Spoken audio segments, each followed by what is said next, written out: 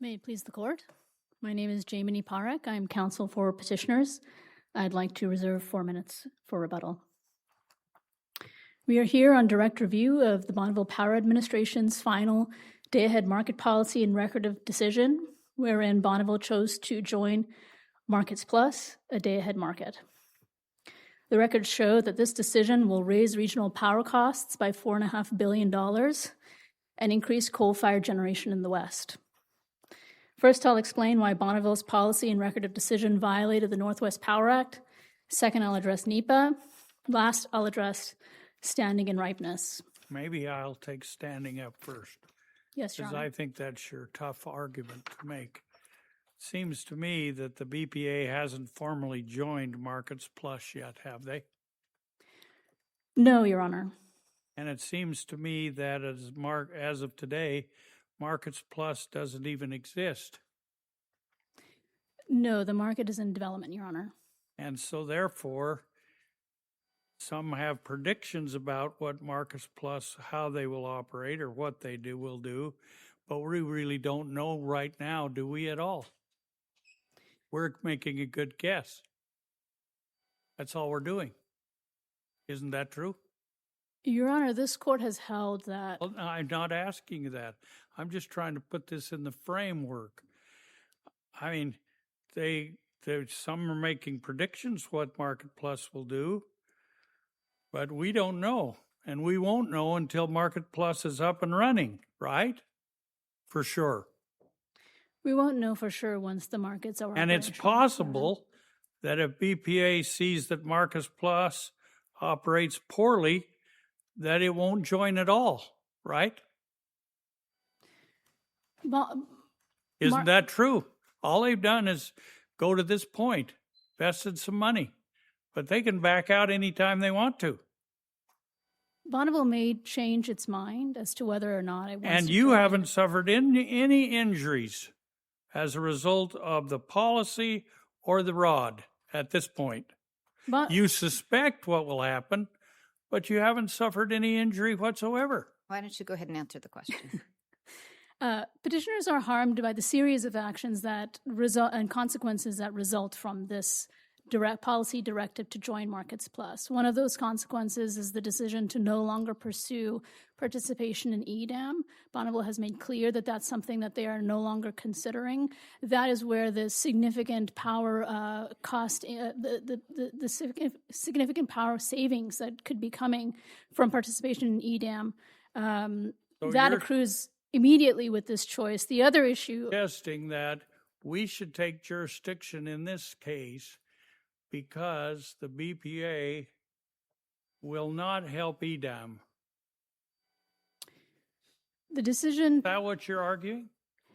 Our argument, Your Honor, is that this policy directive narrows the scope of Bonneville's future actions to participation in Markets Plus, and that direction is what's causing harms to petitioners. Those harms include foregoing participation in a market that the record shows will result in substantially lower power costs for the region. It includes departing from the Western Energy Imbalance Market, which has saved Northwest Power customers millions of dollars, as well as kept the power on during very difficult winter storms. Those are potential issues, but what's the effect for standing and for going forward in terms of harm of BPA's announcement that it made a final decision at the conclusion of all the study to join Markets Plus? What does that mean? What it means, Your Honor, is that the agency is choosing to join this particular market. And as a result of that, it is going to undertake a series of steps that will facilitate entrance into Markets Plus. So does it matter as to your standing now that BPA could get into this and then decide, whoa, this wasn't such a good decision? Does that matter at this stage? No, Your Honor. This court has held in SF Herring Association versus Interior that the possibility that an agency might reconsider its decision doesn't make that decision non-final.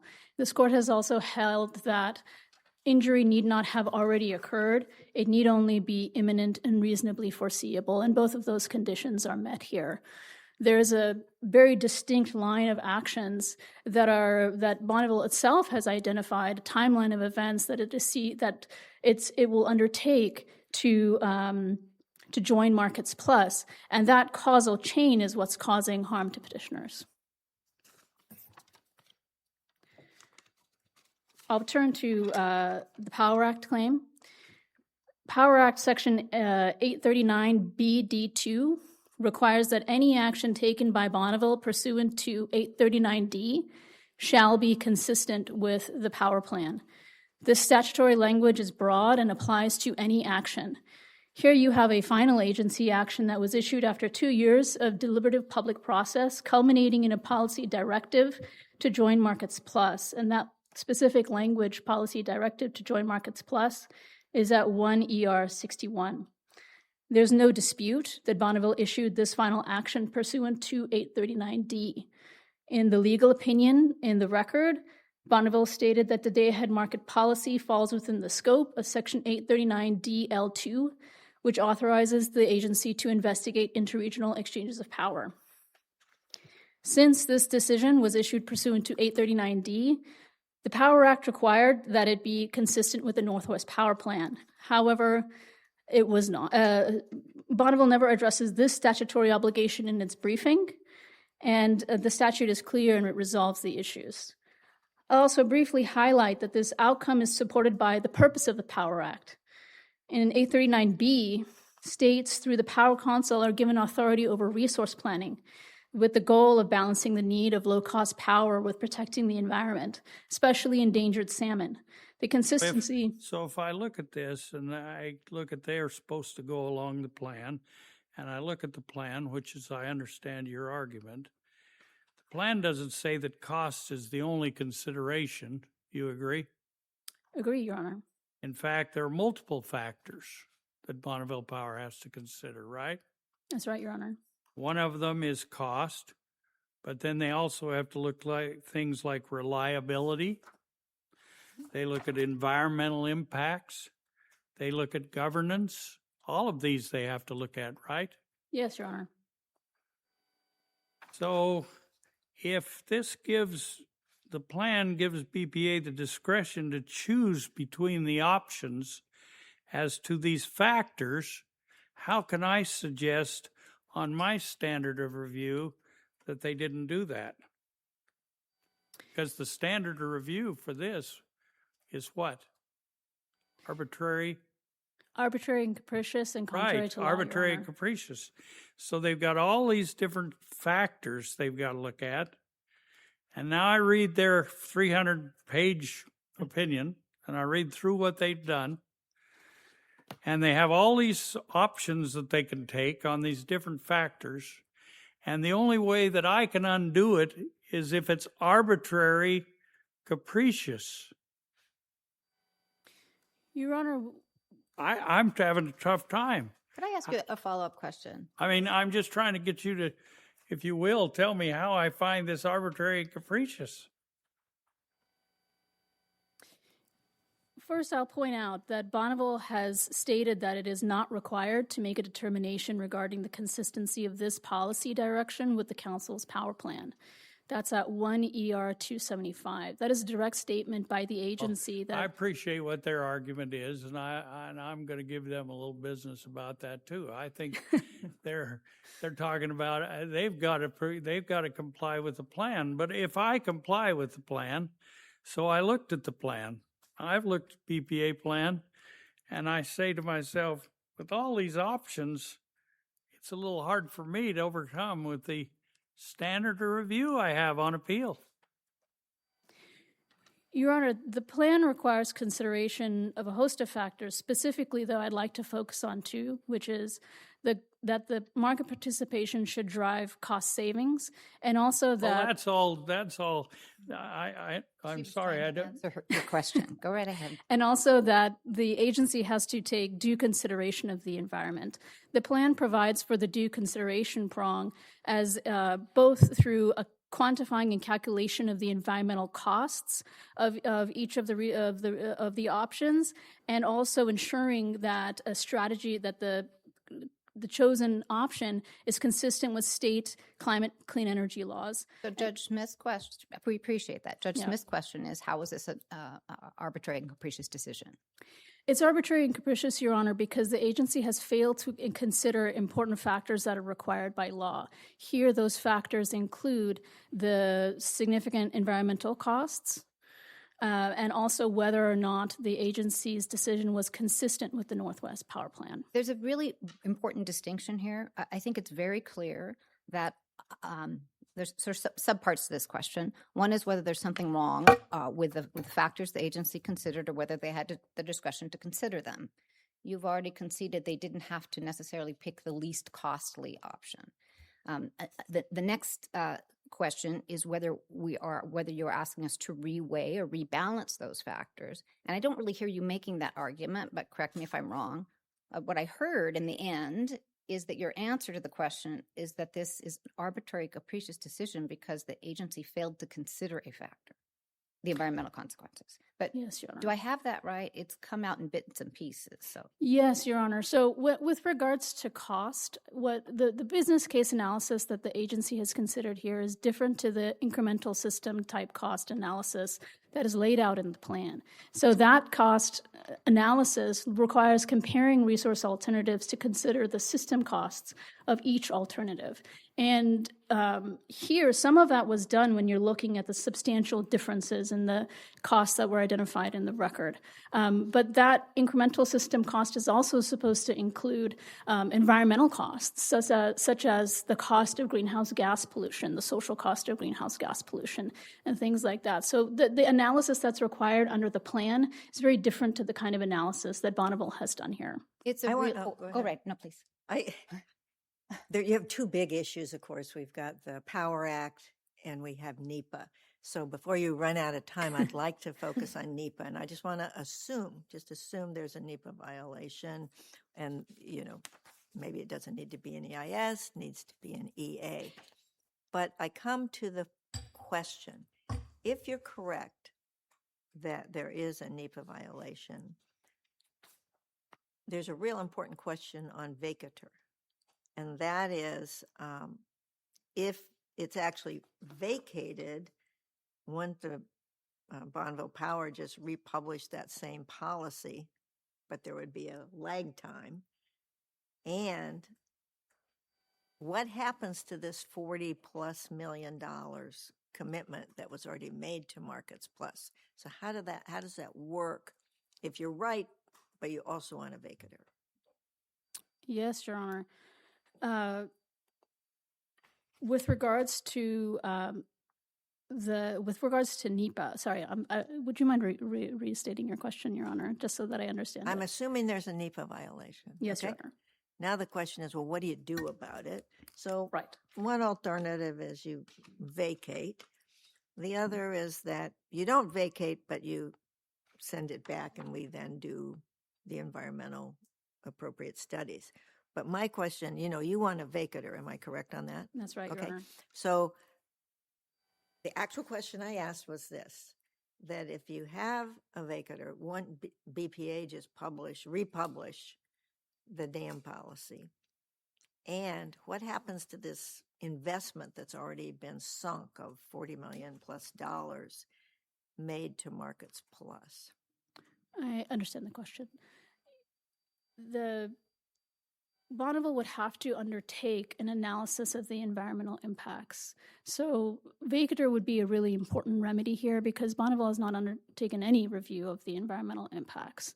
And so starting at the basis level is thinking about how vacatur would give the agency the requirement to consider those environmental impacts before it reached its decision on what But we market could also determine. remand. Well, and just can we require that just they- get her answer to this? Because I'm trying to understand both the vacatur impact and the investment impact. With regard to the with regard to the financial commitment, Your Honor, direction from this court saying that the agency has failed to consider the factors required by law That would, with strong direction to maintain consistency with the Power Act and NEPA, that would be critical to ensuring that the agency's decision is not colored by its financial commitment to Markets Plus. So basically, so what about the $40 million? Is that the answer?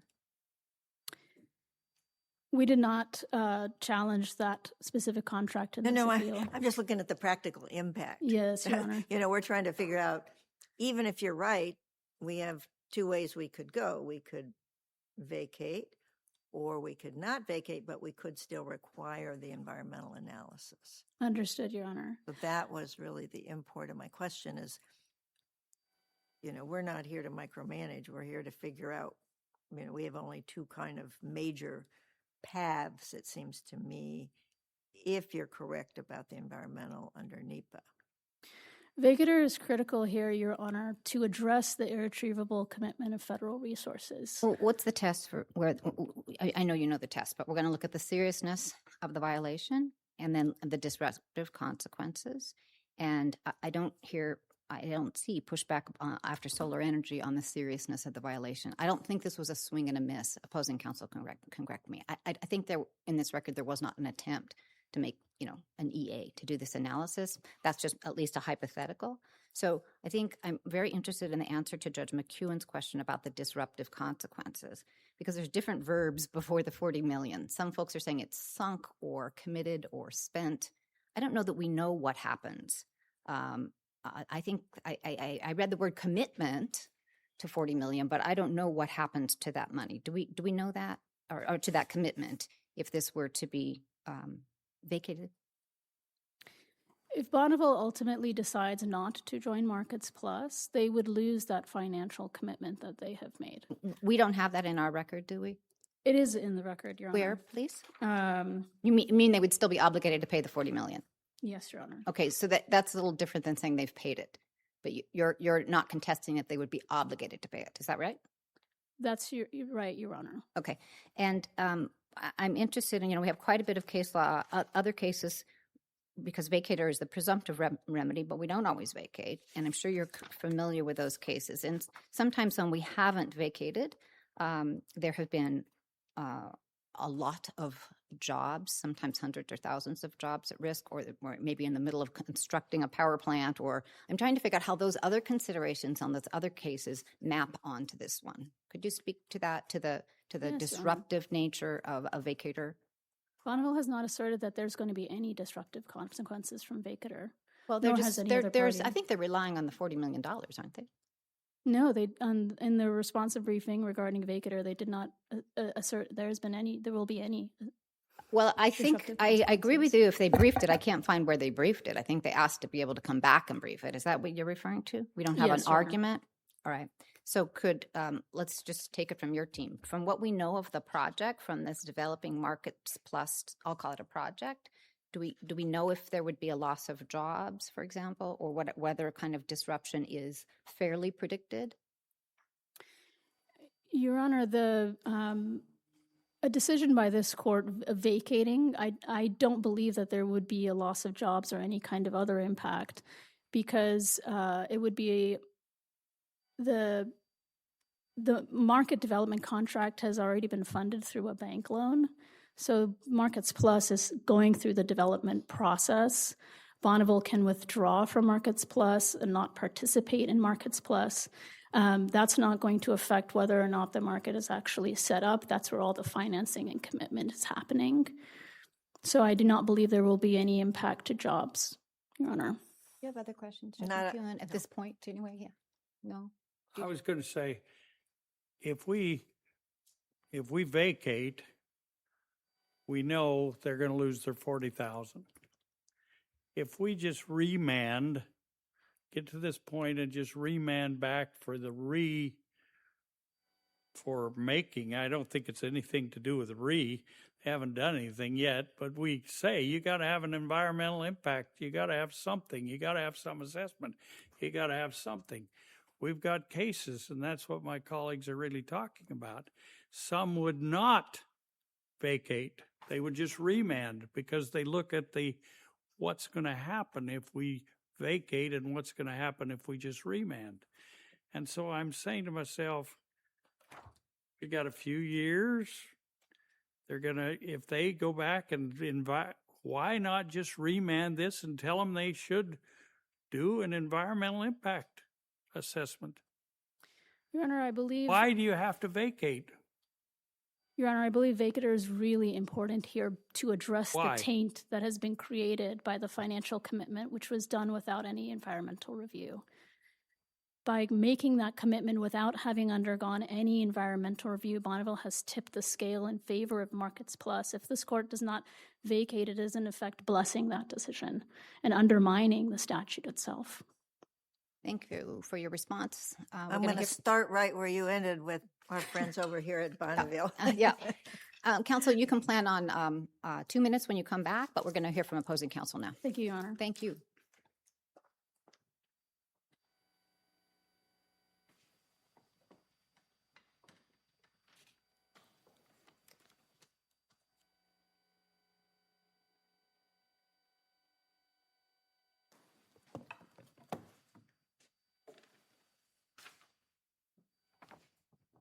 Never find the button. There it is. Good morning. May it please the court, my name is Courtney Olive, and I'm representing Respondent Bonneville Power Administration.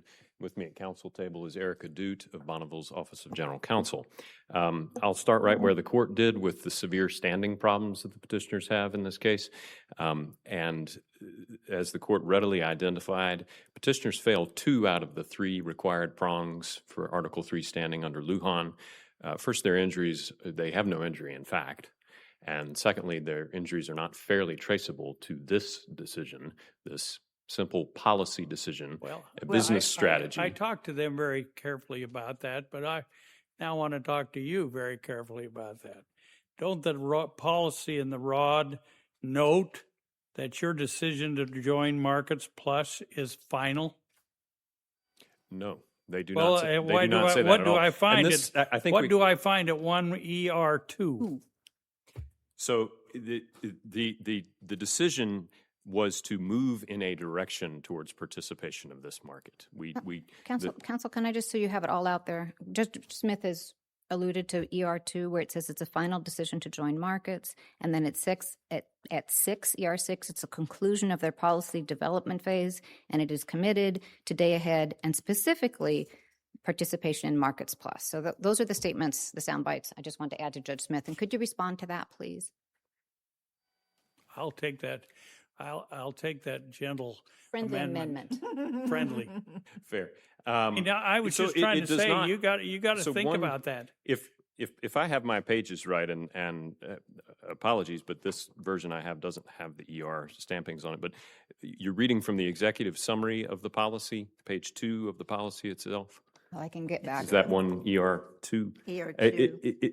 I believe we're looking at the same document, but what the document actually says is Bonneville will adopt the recommendations in the draft policy and pursue participation in a day-ahead market, and specifically pursue participation in Markets Plus. That is not joining Markets Plus. That is not signing some contract. It's simply a business strategy to say, at this point, this is the market we like better, and as of May 2025, this is the one we will move towards. This is on my scorecard, I am one of 3. This is a tough argument for you. And I'm not sure how much time you're going to spend on it. That's why I'm trying to signal. But, sir, I think it's a really tough market because there's the briefing that we have, maybe it's less than complete, but the briefing we have says that BPA has then gone forward and made is it $40 million commitment in a separate contract? Yes, but as we've illustrated to the court, that is merely standing ready. SPP, the market operator and the one developing Markets Plus, went out to get a loan to do this development of the market, which the market doesn't exist. And various potential market participants like Bonneville said, I'll stand ready with a certain amount of money to help you do that if you need it. Okay, so we've not paid anything. But you can't have it both ways. If we get past standing and we find that there's a problem with complying because there wasn't an attempt to comply with the environmental obligation, then when we come to remedy and we're going to look at the seriousness of the violation, I think after solar, there isn't much to argue about this being a very serious obligation because there wasn't, I'll let you come back as soon as I ask the question, because there wasn't an attempt to comply. There wasn't an attempt to produce an EA. And now what you're persuading me is that there aren't going to be seriously disruptive consequences. So NEPA doesn't require the attempt here. There was nothing that triggered the NEPA review. Okay, it is okay for an agency not to do an environmental assessment or even a categorical exclusion if on the facts and the technical matter the agency has determined that the NEPA review is not triggered here. And the court's case law says that reviewing that agency determination is to be done under an arbitrary and capricious and deference to the agency, especially when it turns on a factual question. Well, like let me this. ask you. And I can talk about solar if you want. We're skipping around here, but Yes, a bit. when, in your view, would this case be ripe for challenge on an environmental basis? When BPA made some binding legal commitment to join, signed the contract, the participant agreement to join this market, that would be the So point. opposing counsel argues that there is injury because you made a decision to pursue day ahead and to not go with the other option, the EDM option, and then sign this commitment, this financial commitment. Why is she wrong? She is wrong because her brief can say up and down that we have decided to join, but that is incorrect. If you look at the wording in the decisions, it says throughout we are going to move forward. This is page 2, bottom of the first paragraph in the executive summary. Let's see. We are trying to inform market stakeholders about the scope of subsequent actions towards market participation. And the third paragraph, last line, Bonneville will adopt the recommendations in draft policy and pursue participation in a day-ahead market, and specifically pursue participation in Markets Plus. That's not we're committing. It's not our hands are tied. So you're saying we have to wait until after all this big study, that the plaintiffs would have to wait until you sign and Markets Plus. Yes, because otherwise the court is wasting its time. I mean, this is all theoretical, and The consequences of not going with Markets Plus at this stage. the consequences of not going with Markets Plus would be that I suppose whatever portion of the $40 million has been expended, Bonneville may be have some obligation to be on the hook for that. I don't know specifically. I haven't reviewed the participant agreement or the Phase 2 funding agreement closely recently enough to tell you precisely, but so I'm a little uncomfortable saying exactly what the consequences would be live. But what I can tell you is that they may say it over and over in their brief, but this. I appreciate that it's unusual for the court to sort of peer into the decision-making process of a business agency like this. I don't think this really ever happens with other agency review. But a business is going to say things, and Bonneville is designed to function like a business. Our statutes make that clear. It's going to say things about, our plan is this, we like this one, we're going to start devoting, some more time into going forward with this market. And I can represent to the court an important development after briefing has closed. And since a lot of this relates to jurisdiction, I feel a little comfortable going outside the record. But we have a brand new administrator, just been on the job a little over a month. I don't think that matters. Well, I can assure the court It might matter to you, it would but it be- doesn't matter as to standing at the time the suit was brought. So very well, Your Honor. Well, it would. So forgive me. I'm The not trying to give it- decision making is ongoing, is my point, Your Honor. Excuse me, counsel. Yes, ma'am. I just want to get clarification before we go on past standing, because it does say final decision to join, and Bonneville Power is a very sophisticated party, so these words have meaning, and now you're telling me that I don't know what to make of your answer to Judge McEwen's question, where you say because we operate as a business, businesses are going to say things, and I'm not sure you got to finish that thought. I want to make sure you have a chance to do so. Sure, thank you, Judge Kristen. The point was simply that I know there are a few isolated statements in the record that may look as though we had committed to this market, but there was no commitment to this market. There was simply a decision to move towards joining. Okay. And the decision-making process is ongoing. We talked a lot about the subsequent phases that remain before we would join. It is not imminent at all. We would have to do a rate case proceeding. We would have to amend the terms and conditions of our transmission tariff. We would have to amend our major 20-year provider of choice power contracts.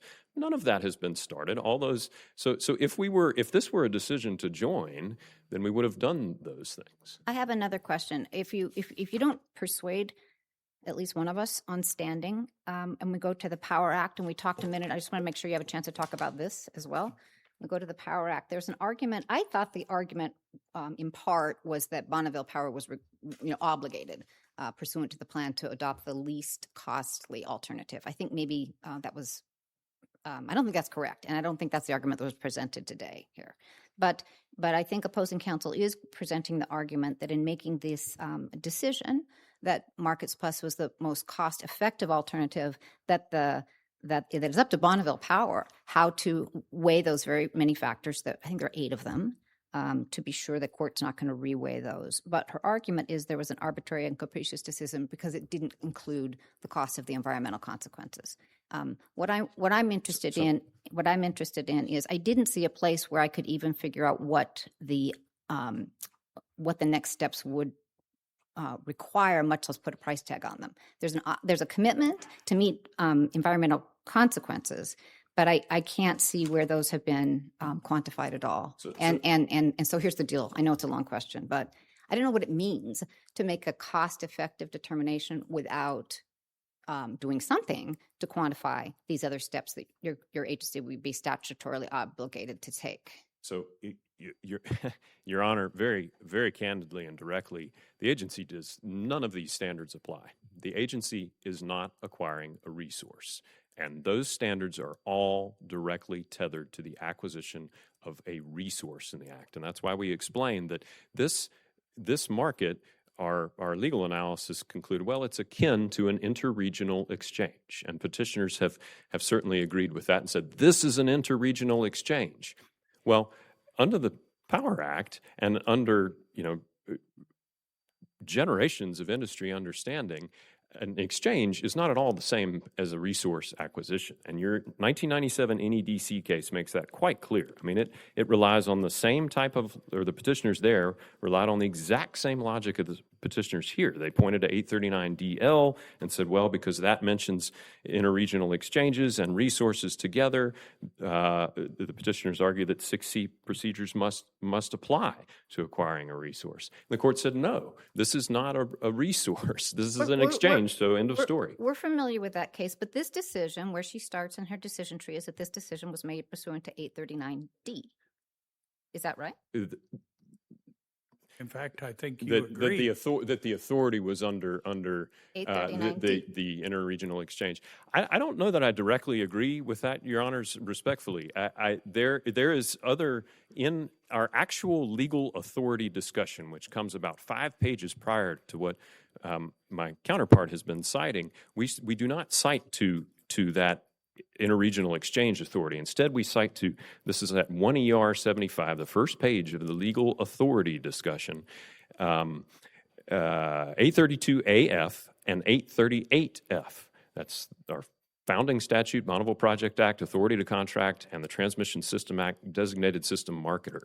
Okay, so those are the primary authorities we were relying on, and later in the legal assessment, Section 6 of that legal assessment at 1 ER 83-84, we also cite to 42 U.S.C. 16431, which is the 2005 Energy Policy Act, as an authority, because it envisioned regional transmission organizations and the creation of markets like this. So those are the main authorities. We simply had this other discussion saying, well, we understand what this market can sort of be viewed as through a statutory lens. You can think about it like akin to an interregional exchange. And they've glommed on to that discussion, which isn't in the legal authority section of our... So I read through this.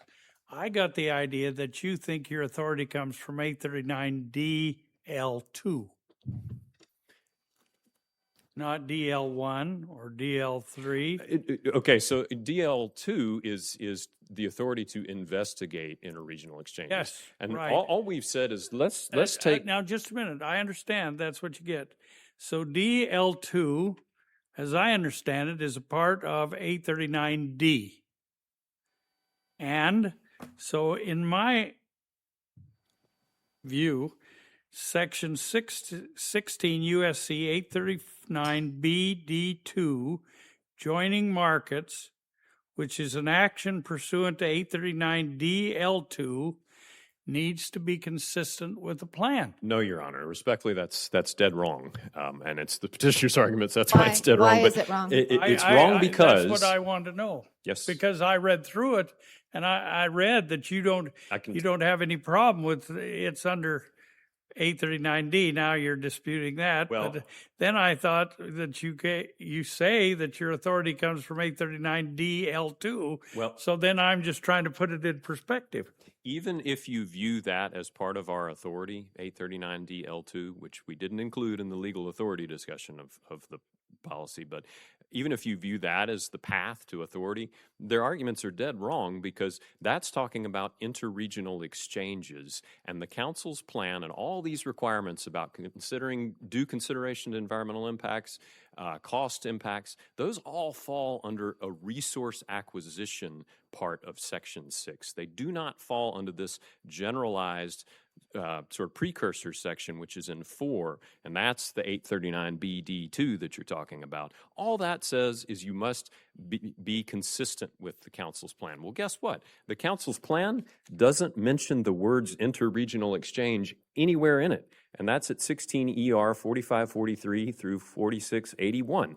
Why is that? Because the council recognizes that an exchange is not the same thing as a resource, just as in NEDC 1997 recognized, just as the statutory interpretation that we've laid out in our brief shows that exchanges are entirely different things than resource acquisition. And so all these provisions of Section 6 about considering costs and due consideration of the environment out the window. Counsel, you said several times Yes, that, in a very sweeping way that none of these standards apply, and I am at a loss. So let me just back up. Okay. Because I read your brief the way Judge Smith read your brief, and I thought you were invoking 839D. But let me just ask you, when you say none of these standards apply, is it your contention that the May 2025 document did not need to comply with Power Act plan? It did not need to comply with the resource acquisition provisions because this What provisions exchange did is it not need? a resource. And I can show you factually. Sir, I don't want to talk about factually. I'm just trying to figure out which provisions you think you were bound to in the plan. We were simply, this was. Or are you really taking, excuse me, sir. Or are you really taking the position that which you took a minute ago, and I don't mean to take it too literally, Sure. but you said none of these provisions apply. None And so, of this so section. my question is it your position that the May 2025 document need not comply with the plan?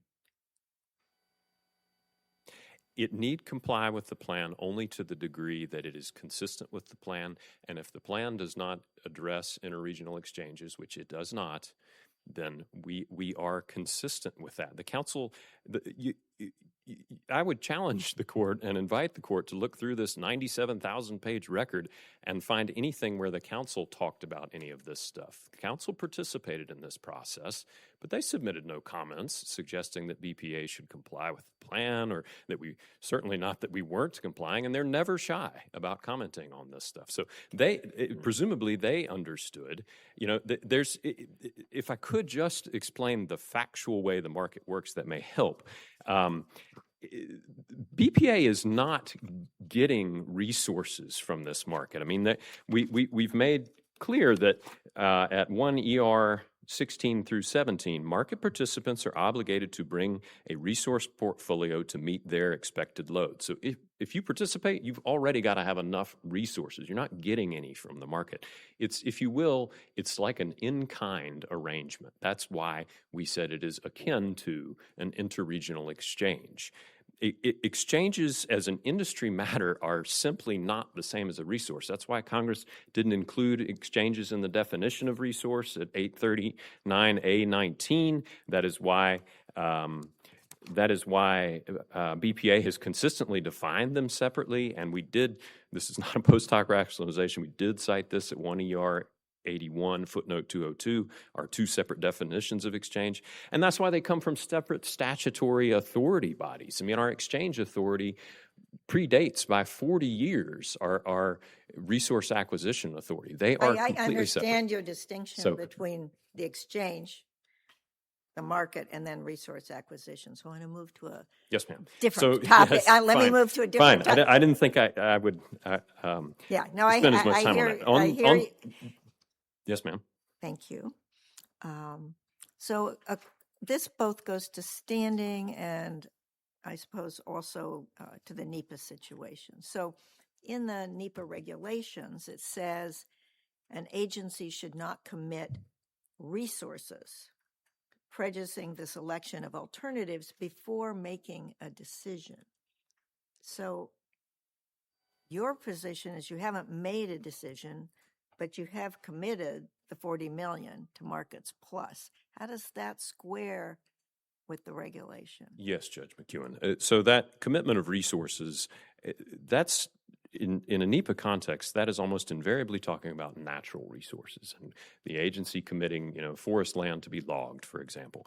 It rarely, if ever, applies to a financial commitment, and only if that commitment would later limit the agency's choice to only that action. And the record is clear that the $40 million does not limit our choice to only this action. I understand your FERC position found as that. well. We got the $40 million out there. We got the financing. But we can still decide not to go with Markets Plus. That's your position. Absolutely. Okay. So let's just assume, and I know you wouldn't agree with this, but let's assume they're standing, and then let's assume there is a NEPA violation, and that you at a minimum need to do an EA.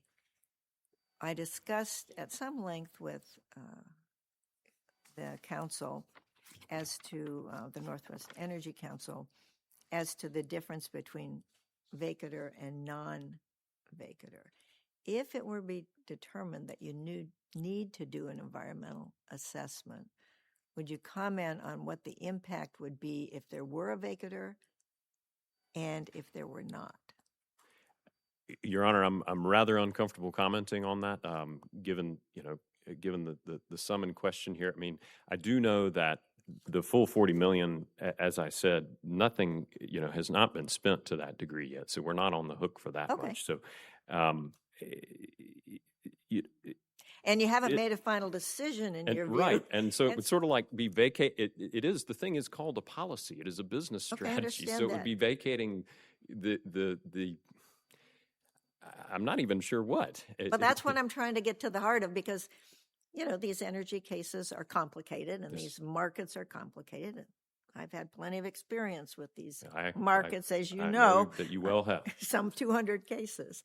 So I'm really trying to understand, what would be vacated, and if it were vacated, what would be the impact? So you've said hypothetically, and I know you aren't buying the argument of the other side, but hypothetically, not all the money has been spent, so the money is not a big thing. Would it make any difference to getting to what you call your final decision?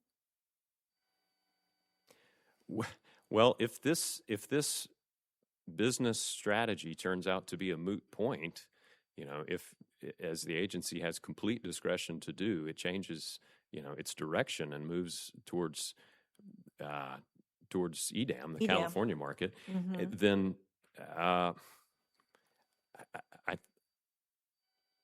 I suppose this would be a waste of everyone's time, wouldn't it? I mean, So you're saying that I'm you'd be I'm doing saying- an environmental assessment on something that isn't, so to speak. Exactly. I'm saying that the standing problems are very similar to the reasons why a NEPA review was not triggered here, because there's been no ground-altering impacts. This is a business policy to move towards a market. BPA is not building anything. We're not changing the way the system is operated. You know, the water still moves through the dams the same way. All those parameters are set within established boundaries, and this court's case law is clear that, you know, Trout Unlimited, 921 F second at 235. When an agency is continuing within the range originally available, that does not constitute a major federal action. So let's assume that a final decision is made to go with Markets Plus somewhere down the road, okay? At that point, then, in your view, there would need to be an assessment as to whether this is a major federal action that would trigger NEPA at that stage? yes, the facts would need to be looked at again. You know, is this a point of commitment would be the first test. Here we have 0 point of commitment. That's clear from the record. FERC itself reviewed this same question and said, We have 0 commitment, but you've signed a contract for $40 million? to stand at the ready. I mean, that contract, you can think about it like an option, if you will. You know, we wanted the option for this market to still be available and something that we were interested in pursuing. So we said, yes, we'll raise our hand as one of the many potential market participants and stand ready. So it's not, you know, we haven't paid. I mean, the market doesn't exist yet, right? Right. And FERC addressed this exact question and was very clear that nothing about that $40 million, you know, they said, we disagree with these same petitioners raised this same question at FERC and then never challenged FERC's final order or appealed it. FERC specifically said at 16 ER 4511, we disagree with these petitioners that phase 2, that's the $40 million funding agreement, requires BPA or any other market participant to move forward with this, to participate. BPA specifically said that it, at 1 ER 252, retains the discretion, you know, to decide whether to do this or not. So we're not obligated. We haven't changed the way the system is operating. We're not obligated to go forward with this. And beyond that, all you have are speculative, you know, third-party actions of what might happen if certain other utilities join this market and what they might emit. And that's all out the window in 7 counties. Can I make sure I understand the market? Sure. Or it doesn't exist now. It exists in hypothetical form to join, but it's not, I guess, been put into place. It's not been put into action. Correct, Your Honor. And what would it take to activate the Markets Plus in terms of the day-ahead electricity? Well, it was not slated to come online until fall of 2027, and Bonneville's prediction of when it might be ready to join was 2028, October of 2028. So there's nothing imminent here at all, and in fact, with the time that has elapsed since then, my understanding that I can represent to the court is we're not at all prepared to even meet the 2028 deadline. So a lot would have to happen. For BPA, we would have to amend those provider of choice contracts I talked about earlier. We would have to do a rate case proceeding, which is a huge statutory proceeding.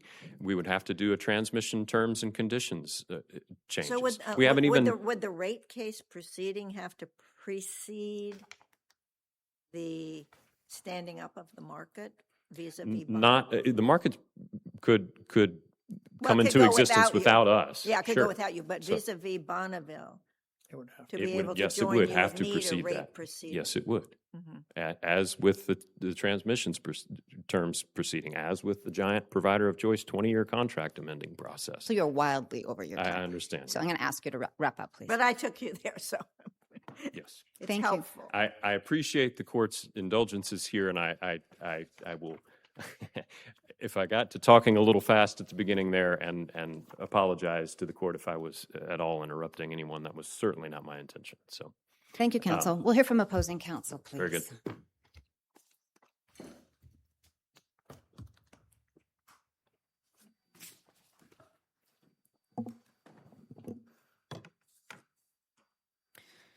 Your Honors, first I'd like to highlight that this decision, Bonneville did not contest that this was a final agency action. And this decision is the critical juncture at which the agency considered alternatives. It considered the costs and benefits of those alternatives, and it chose to move forward with Markets Plus. And that's really important, both under the Power Act, but especially under NEPA, because at the heart of NEPA is the importance of considering alternatives to the agency's preferred action. But just when you say that BPA didn't contest that this was a final agency action, what's your best citation in the record for their acknowledgement or concession on this point? My best side for the record on that point is their is 161. 1 ER 61, where the agency says that this is a policy directive to join Markets Plus.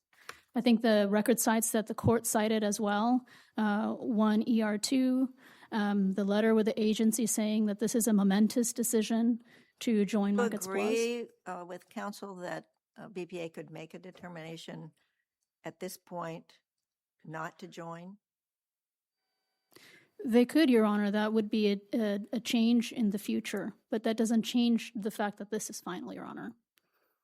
I'd also like to point the court to Biden v. Texas, which is a recent Supreme Court decision where the court held that an agency policy is final if it binds the staff of that agency and directs them to undertake certain actions. That's what this policy directive is. It is a direction to the agency to undertake the numerous steps that it has to undertake to facilitate joining Markets Plus. Some of those steps are identified by Bonneville in the argument today, including amending public provider of choice contracts, instituting a rate case, changing their business practices, changing transmission tariffs. All of those are outlined as next steps in the attachment A to the supplemental declaration of Benjamin Otto, showing how this decision is resulting in a cascade of legal consequences that is changing how power providers engage with Bonneville to implement this day-ahead markets choice.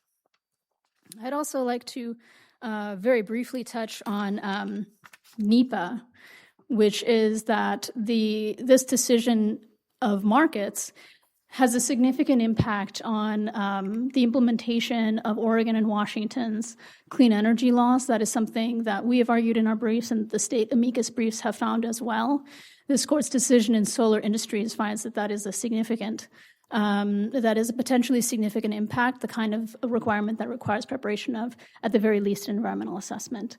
Thank you, Your Honor, for your consideration today. Thank you both for your argument.